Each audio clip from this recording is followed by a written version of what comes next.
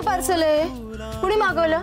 अरे बोल की. अहो तुम्ही जरा पॉज घ्याल का? मलाही बोलू द्या. हा बोल, लवकर बोल. मी श्री केतकर. कुणी बोलवलं तुला?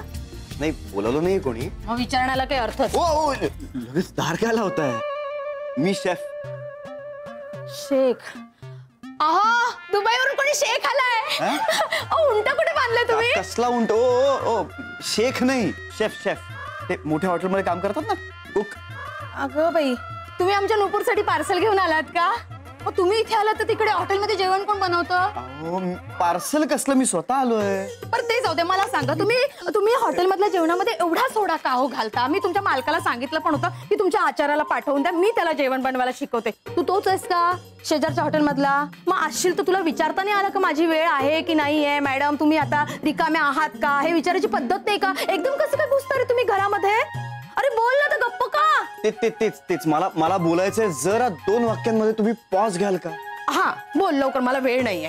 बघा तुमचा काहीतरी गैरसमज होतोय. मी तुम्हाला ज्या हॉटेलमधला वाटतोय ना त्या हॉटेलमधला मी नाहीये.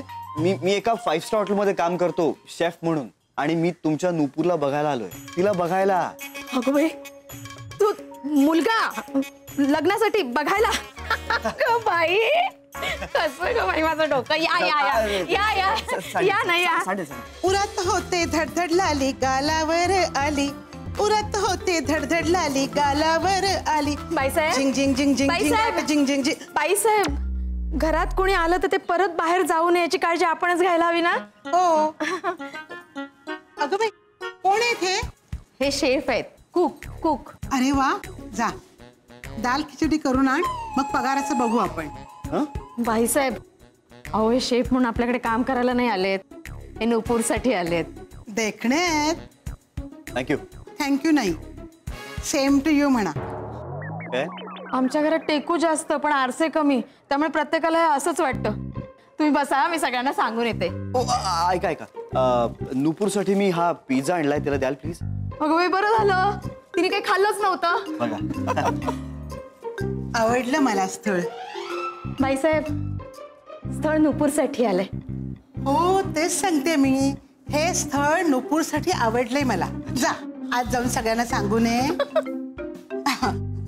तुम्ही उभे का? बसा ना, बसा.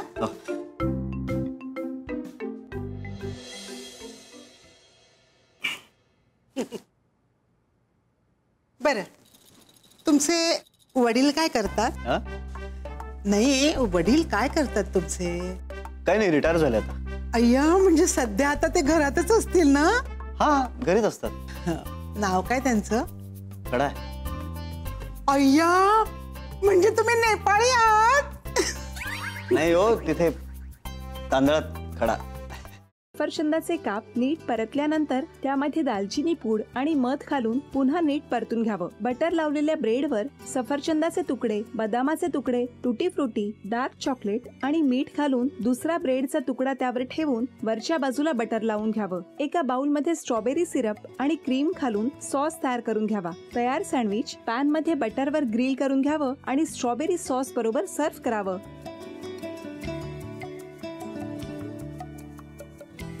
हे जेव्हा बोलत होते तेव्हा मी बघत होतो की या दोघांनी स्वतःचा संसार उभा केलाच, पण स्वतःच्या संसाराबरोबर अनेकांच्या आयुष्यात आनंद निर्माण केला. तो आनंद महत्त्वाचा.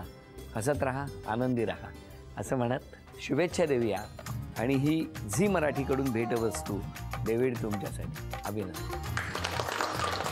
आणि वहिनींना तथास्तू पुणे यांच्याकडून ही पैठणी. अभिनंदन.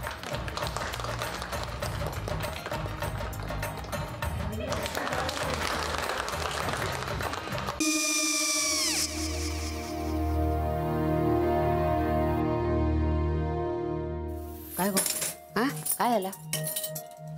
काय झालं? काय आले, मी निकाल लावून आली. हो, पण तिची आईच काय बोलली? तिला वाटलं का सगळ्या निशाने आपल्या चुका कबूल केल्या का? आई, मी चांगलं सुनावून आली आहे.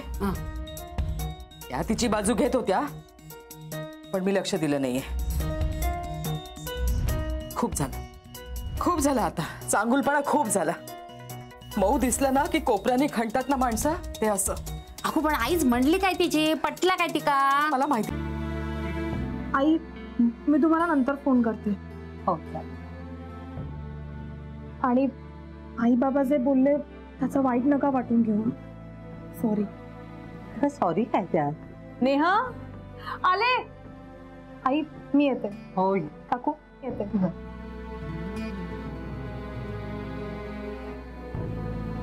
सावकाश जाग. हो हो.